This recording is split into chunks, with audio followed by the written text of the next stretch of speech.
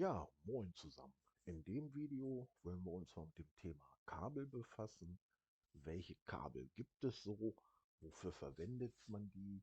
Was sollte man definitiv nicht nutzen? Und ja, wir reißen auch mal das Thema Kabelschirmung an.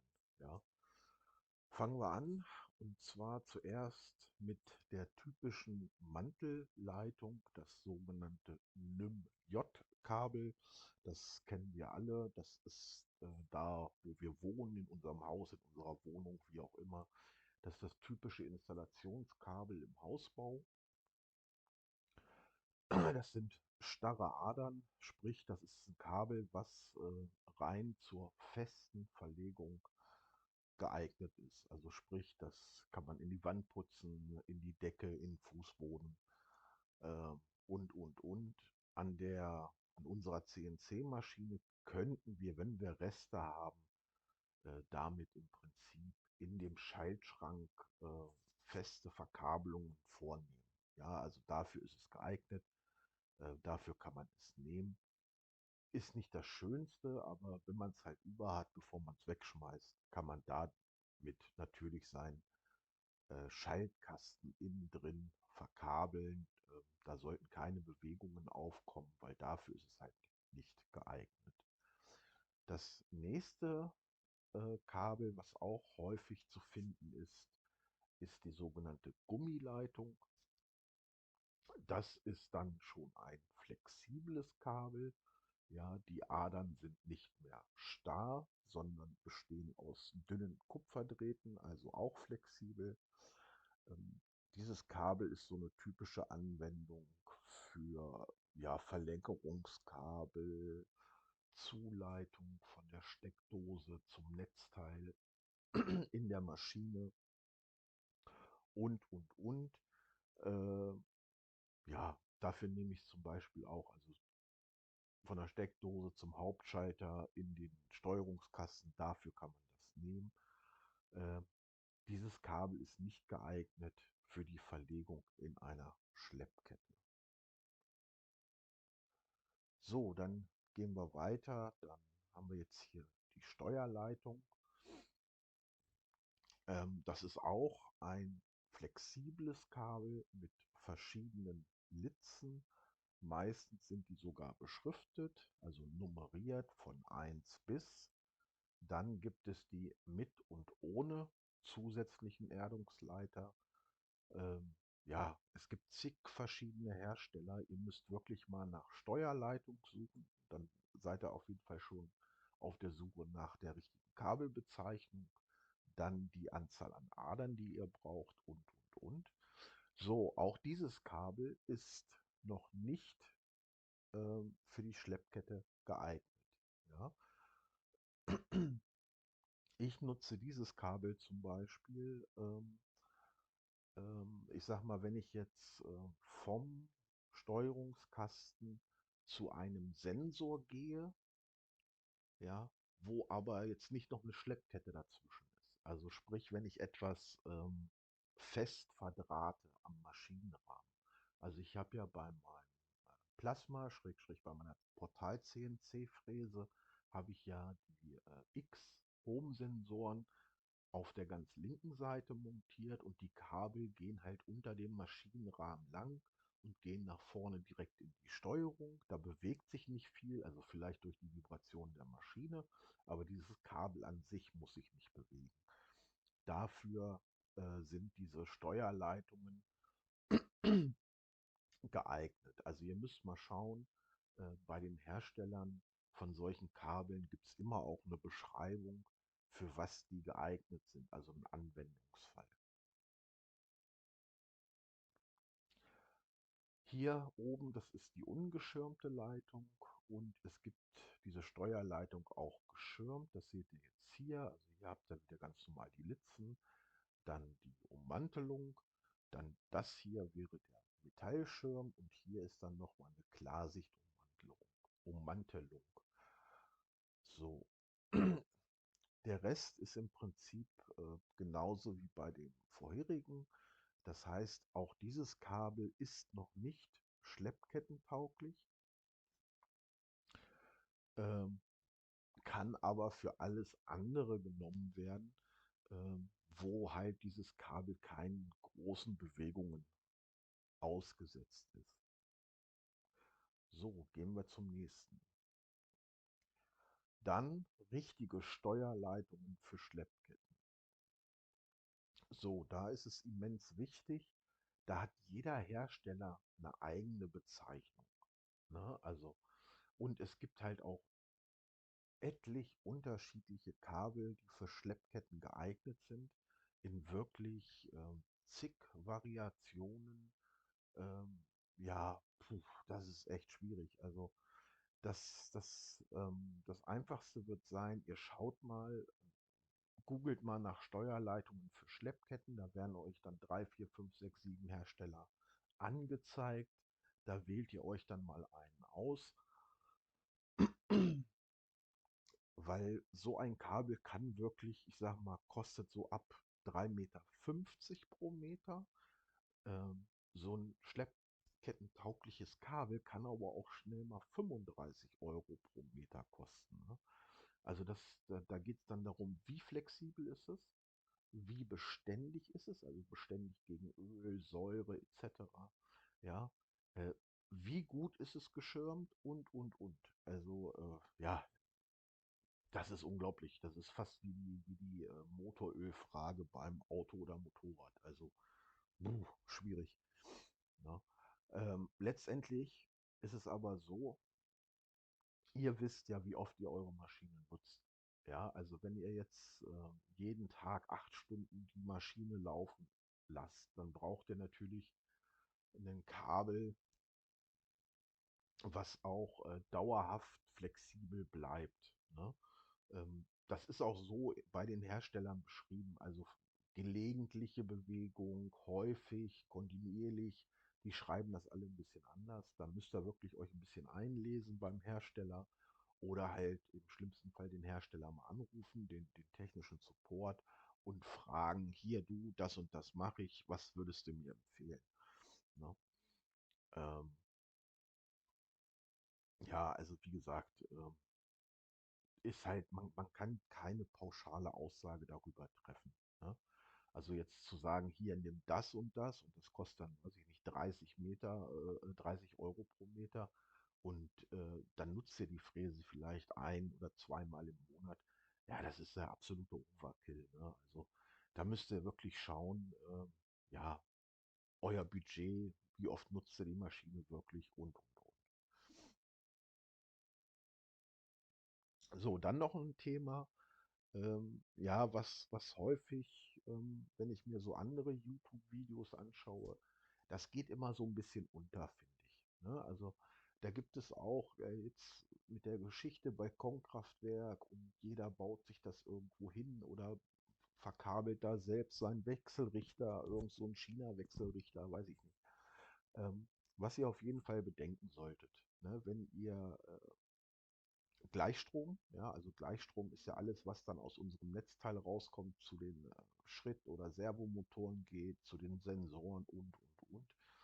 Ähm, Im Bereich des Gleichstromes fließen im Vergleich zum Wechselstrom, also sprich dem, den wir hier aus der Steckdose kriegen, wesentlich höhere Ströme. Ne, ist ja auch klar. Ich habe eine geringere Spannung, ja, also fließen höhere Ströme. Ja, habe ich eine höhere Spannung, fließen geringere Ströme. So kann man sich ganz einfach mal merken. Bedeutet, ihr müsst natürlich auch bei der Verkabelung jetzt speziell zu euren Schritt- oder Servomotoren auch schauen, dass ihr da einen ordentlichen Kabelquerschnitt nehmt, ne, damit ihr da quasi jetzt mal ja, den Saft auch durch die Leitung kriegt. Ne? Ähm, Zu dieser Geschichte gibt es Online-Rechner. Also da müsst ihr selbst gar nicht den Taschenrechner in der Hand nehmen. In der heutigen Zeit googelt einfach mal nach Kabelquerschnittsrechner. Dann schaut er nach einem, wo ihr Gleichstrom, Wechselstrom und auch Drehstrom berechnen könnt. Ja, dann gebt ihr da eure Parameter ein. Meistens auf der gleichen Seite gibt es dann auch noch einen Rechner, wo man Watt in Ampere umrechnen kann und. Und dann kriegt er mal diese grundlegenden Daten. Ich habe hier mal so 3 Beispiele genommen, dass ihr mal den Unterschied seht.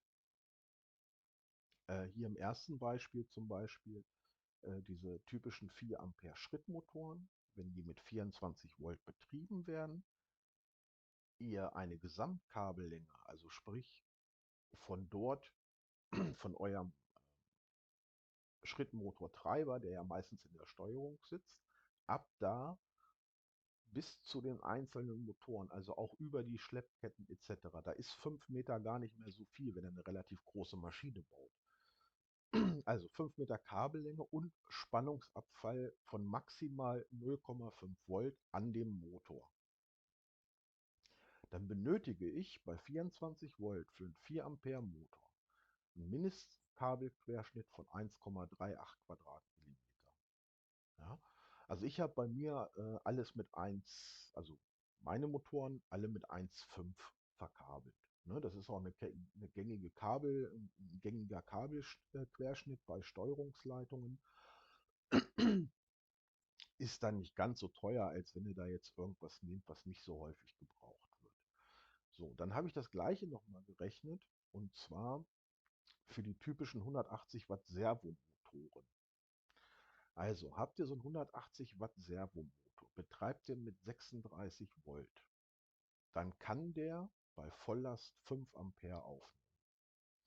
Bei einer 5 Meter Kabellänge und Spannungsabfall von 0,5 Volt am Motor selbst, hier müsst ihr ja rechnen, hier verlegt ihr ja genauso die Spannungsversorgung auch wieder in euren Steuerungskasten, zwar nicht dann direkt in irgendeinen Treiber, weil der Servomotor es ja integriert hat, aber ihr müsst ja da irgendwo vom Netzteil den Saft zum Servomotor kriegen.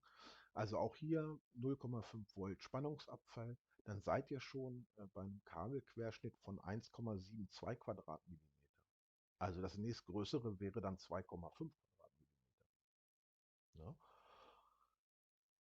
Wenn ihr den gleichen Motor statt mit 36 mit 24 Volt betreibt, dann kann der in der Spitze schon bis zu 7,5 Ampere ziehen aus eurem Netzteil. Gleiche Kabellänge, gleicher Spannungsabfall. So, dann sind wir hier schon bei mindestens 2,59 Quadratmillimeter. Ja? Also ihr seht, Spannung, Leistung oder Stromaufnahme gleich unterschiedliche Kabelquerschnitte. So, warum habe ich jetzt mit einem Spannungsabfall von maximal 0,5 Volt gerechnet? Ich arbeite ja in der Industrie und im Normalfall stellt man Netzteile ausgangsseitig nie auf die Nennspannung ein.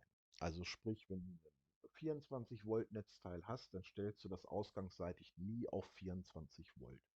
Ne? Genau aus diesen Gründen hier, weil du halt Spannungsabfall in den Leitungen hast, die zu den einzelnen Verbrauchern geht. So, normalerweise stellt man da so 0,5 Volt mehr ein. Ne?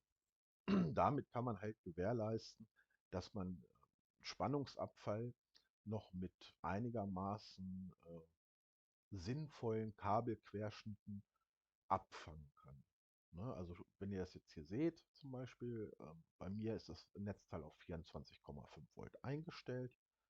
Das heißt, bei meiner Kabellänge habe ich hinten noch mindestens 24 Volt anliegen, ne? Und nicht schon 23,5, ne? Oder hier 35,5, wie auch immer. Ähm, klar, das Netzteil muss das unterstützen. Ich weiß jetzt nicht, ob, es werden ja oft diese Schaltnetzteile genutzt, diese kleinen silbernen Büchsen, ähm, diese günstigen China-Dinger. Ich weiß nicht, ob die das unterstützen. Also ich nutze von Minenwellen Netzteile. Ähm, die sind zwar ein bisschen teurer, aber letztendlich habe ich damit bisher noch keine Probleme gehabt. Ich habe die sogar schon mal in Industriemaschinen gesehen. Ja, also die können nicht so schlecht sein. Ähm, ja, also wie gesagt, denkt an den Kabelquerschnitt, ne, dass ihr den nicht zu klein wählt. Wenn ihr ein Netzteil habt, was ja ausgangsseitig einstellen könnt, dann regelt das nicht auf genau auf 24 Volt, geht ein bisschen höher. Den Spannungsabfall habt ihr so oder so. Ja, und ihr müsst ja auch bedenken, wenn alles in Betrieb ist, sackt ja die Spannung eh schon ein kleines bisschen ein unter Last. So, das zum Thema Kabel und Kabelquerschnitt. Dann hier jetzt mal das Thema Schirmung. Ich habe hier das Kabel mal einfach mal hier in der Mitte geschnitten, umgedreht und verlängert. Also so ist so ein Schleppkettenkabel aufgebaut oder so ein geschirmtes Kabel. Das heißt, die einzelnen Litzen, dann die erste Isolierschicht oder Ummantelung, dann im Prinzip das Metallgeflecht, ist meistens ein Kupfergeflecht und darüber dann die äußere Isolierung. So, dann wird ja immer darüber gesprochen, einseitig oder beidseitig auflegen. Was bedeutet das? Hier jetzt mal als Beispiel, hier links den Motortreiber und rechts den Schrittmotor. Wenn ich ein Kabel einseitig auflege, die Schirmung, dann entweder die Seite von dem Motortreiber oder die Seite, die am Schrittmotor ist. Ja, dann lege ich die gegen Masse. Ne? Es gibt dazu ja, verschiedene Möglichkeiten. Ne? Ihr könnt hier, es gibt so Metallkabelschellen, nennen die sich, glaube ich. Wenn man die in einem passenden Durchmesser kauft, dann kann man die hier drüber schrauben, dann habt ihr schon mal eine gute Erdung. Ihr könnt aber auch so ganz banales Lochband nehmen, habe ich auch gemacht und könnt im Prinzip das Kabel oder diesen Erdungsschirm dann auf Masse ziehen. Ja? Wenn man von einer beidseitigen Erdung spricht oder Schirmung, dann ist das Kabel sowohl auf der Seite von dem Treiber als auch auf der Seite von dem Motor aufgelegt. Ja? Also beidseitige Schirmung, ja, Treiberseite und Motorseite. Ne? So, ich denke mal, jetzt wird der eine sagen, ja, erklär mal, was ist denn jetzt das Beste? Ja, das ist leider nicht so einfach. Ne? Man liest oft oder hört auch Aussagen im Internet oder in YouTube-Videos, du musst die Schirmung so auflegen oder du musst das so machen. Leider ist das nicht so einfach zu sagen und schon gar nicht so pauschal, ohne überhaupt zu wissen, äh, wie derjenige, den das betrifft, das alles überhaupt verlegt hat. Ja, also ich gebe jetzt mal ein Beispiel an meiner vertikalen Fräse. Da ist ja eine 2,2 kW China-Spindel dran, eine wassergekühlte. Da hatte ich den Schirm erst einseitig aufgelegt, hatte ich Probleme. So, ähm, als ich ihn dann beidseitig aufgelegt habe, waren die Probleme weg. Ja, zu der Thematik kannst du quasi im Internet aber lesen, das muss nur einseitig. Ne? Und. Also das ist echt schwierig. Ne? Von daher kann man da, ja, ich sag mal, keine 100% Aussage treffen. Und bevor ich jetzt hier irgendeinen Blödsinn erzähle, ja, äh, erzähle ich lieber gar nichts. Also Fakt ist, was ich euch erzählen kann, es gibt verschiedene Arten der Störungen, die auftreten können, wenn ihr keine geschirmten Kabel nehmt. Ne? So, also hier, das wäre die induktive Kopplung. Induktiv, das kennt ihr alle, ne? Also wenn ihr quasi induktives Kochfeld habt, ne? Sowas müsst ihr euch drunter vorstellen. Dann gibt es die galvanische Kopplung, Strahlungskopplung. Strahlungskopplung ist zum Beispiel typisch für so eine HF-Spindel. Ne? Also sprich, wenn aus dem Kabel selbst, was vom FU zur Spindel geht, Störstrahlung ja, rauskommt. Ich weiß jetzt nicht, wie ich es besser erklären soll. Also sprich, ihr habt das Ding nicht geschirmt, habt ein normales Kabel, schmeißt die Spindel an und ja, keine Ahnung, jetzt mal ganz übertrieben, euer Handyempfang ist weg. Ja? Oder der Nachbar hat kein Radioempfang mehr. So eine Geschichte. Ja? Also diese vier Arten, die gibt es. Und wenn ihr jetzt dazu genauere und ja, zuverlässige Infos haben wollt für eure Maschine, dann müsst ihr das wirklich euch selber mal anlesen. Wenn ihr diese Suchbegriffe eingebt, dann findet ihr entsprechende Seiten. Meistens findet ihr das schon auf den Herstellerseiten der jeweiligen Kabel, wo dann beschrieben ist, also wenn du dieses Problem hast,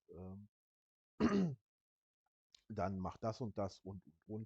Müsst ihr wirklich ein bisschen googeln. Also es gibt auch zig Abhandlungen darüber, wann man welche Seite auflegen soll, von der Schirmung und.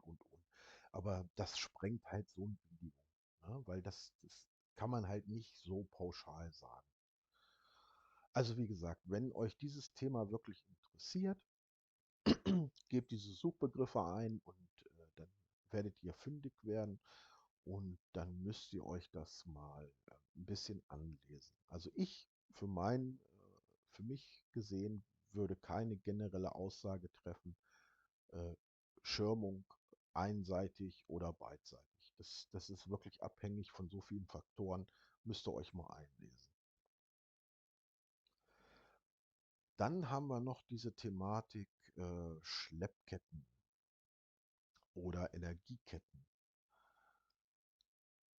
Ähm, wozu nimmt man die? Eigentlich halt zur Führung und zum Schutz von euren verlegten Kabeln.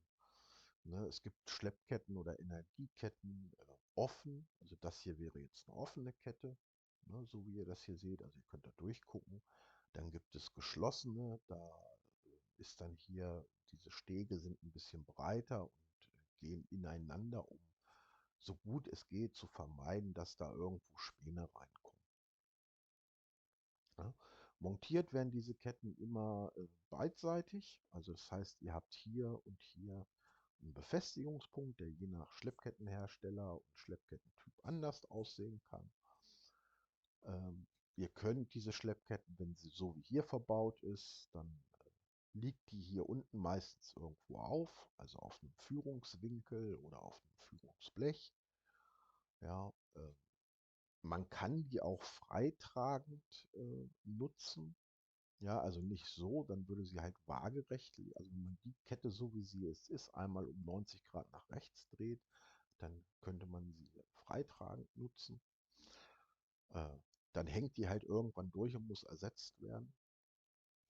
Schleppketten gibt es auch, also wirklich in allen möglichen Größen, Qualitäten, Beständigkeiten und.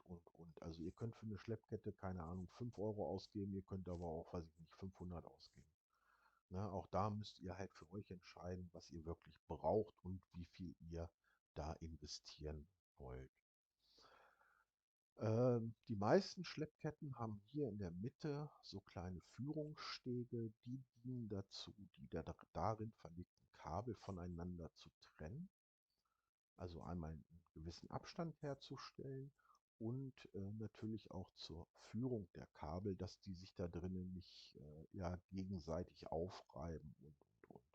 Also ihr müsst schon schauen, dass so ein Kabel in so einer Schleppkette auch Luft hat. Ne? Also wenn ihr das jetzt hier reinlegt zum Beispiel und so einen Steg da direkt dran schiebt, weil er mehr Platz für das nächste braucht, dann werden sich diese Kabel da aufreiben.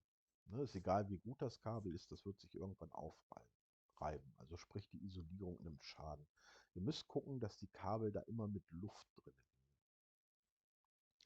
Das nächste Thema ist, was ich auch ganz oft sehe, was falsch gemacht wird, dass hier auf beiden Seiten, es gibt ja auch Schleppketten, die hier noch so eine Befestigung haben, wo man Kabelbinder rummachen kann. Ja, was ich ganz oft sehe, ist, dass sowohl an der Ein- als auch an der Ausgangsseite äh, die Kabel mit Kabelbindern fixiert sind. Ne?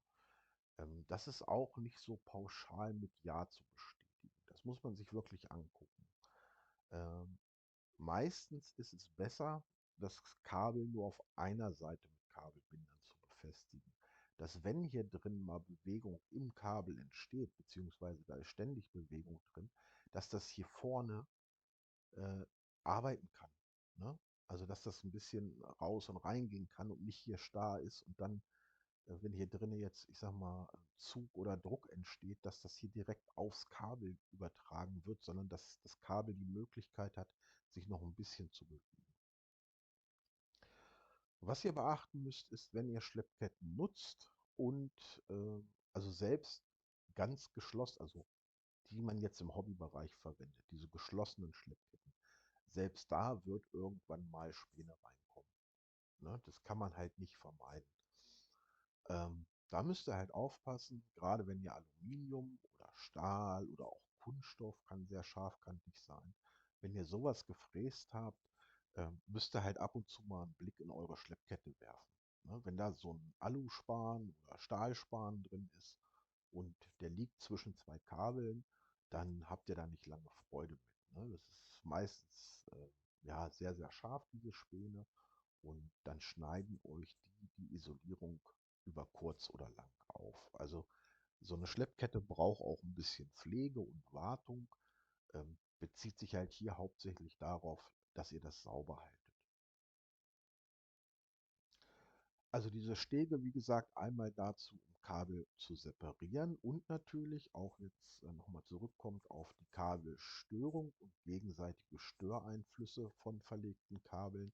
Mit diesen Stegen könnt ihr auch wenn ihr wisst, Leitung A und Leitung B vertragen sie sich nicht, wenn sie direkt aneinander liegen, ja, dann packst du die eine halt nach ganz links, legst dazwischen Kabel, die jetzt nicht so empfindlich sind und die andere nach ganz rechts. Ne? Also dafür kannst du halt diese Stege in diesen Schleppketten auch nutzen, ne? Dass sich da jetzt keine induktive Spannung irgendwie zwischen zwei Kabeln aufbaut. Ne? Was ihr auch vermeiden solltet, das habe ich auch schon mal gesehen, da waren halt so Kabel leicht angeschliffen und dann hat da einer Fett dran gemacht. Ähm, Ist erstmal nicht schlecht, ist aber schlecht, wenn ihr halt Aluminium oder Stahl oder andere Materialien fräst, wo der eigentliche Span nachher scharfkantig ist. Ne? Weil wenn ihr da Fett reinschmiert, dann haftet dieser Span noch besser und ihr kriegt ihn wesentlich schlechter raus. Ja, das soll es jetzt für den Teil 5 erstmal gewesen sein. Ich hoffe, ihr konntet hier jetzt auch ein bisschen was mitnehmen. Ähm, ja, wie gesagt, wenn ihr Fragen habt, schreibt einen Kommentar. Ich freue mich über eure Abos. Das motiviert halt immer, das nächste Video zu machen. Wobei das momentan vor Weihnachten, jeder kennt es, ja, hat man weniger Zeit. Aber schauen wir mal. Also das war jetzt das fünfte Video zu der Thematik Eigenbau CNC-Fräse. Ähm, Es wird wahrscheinlich noch ein sechstes geben, wo ich mich mal mit dem Thema Fräser befasse. Weil da ist mir auch aufgefallen, dass ja immer so Fräsersets angeboten oder beworben werden, die wirklich einen Haufen Geld kosten für Leute, die gerade damit angefangen haben. Ähm, Gerade wenn du anfängst, Alter, da wirst du Fräser schrotten noch und nöcher. Ja, sei es, dass du die Z-Höhe falsch angetastet hast. Oder. Also, ich sag mal, vermutlich wirst du bei jedem dritten, vierten Job einen Fräser abbrechen. Und wenn dann so ein Fräser immer 10, 14 Euro kostet, ist das echt ein teurer Spaß. Ne? Aber dazu werde ich nochmal ein separates Video machen zum Thema Fräser. Welche Fräser brauche ich wirklich? Äh, Wie unterscheiden die sich und. Ähm, Vielleicht wird es davon sogar zwei Teile geben, weil das ein sehr ausführliches Thema ist und wie ich finde, ziemlich wichtig ist für Anfänger, dass man halt nicht diese oft beworbenen, oh, ihr braucht scharfe Fräser, 60 Euro Sets kauft. Ja, nein. Also, ich wünsche euch eine schöne Vorweihnachtszeit, bleibt gesund, lasst es euch gut gehen und wenn euch das Video gefallen hat, würde ich mich natürlich über ein Like und Abo freuen. Ich danke euch, tschüss.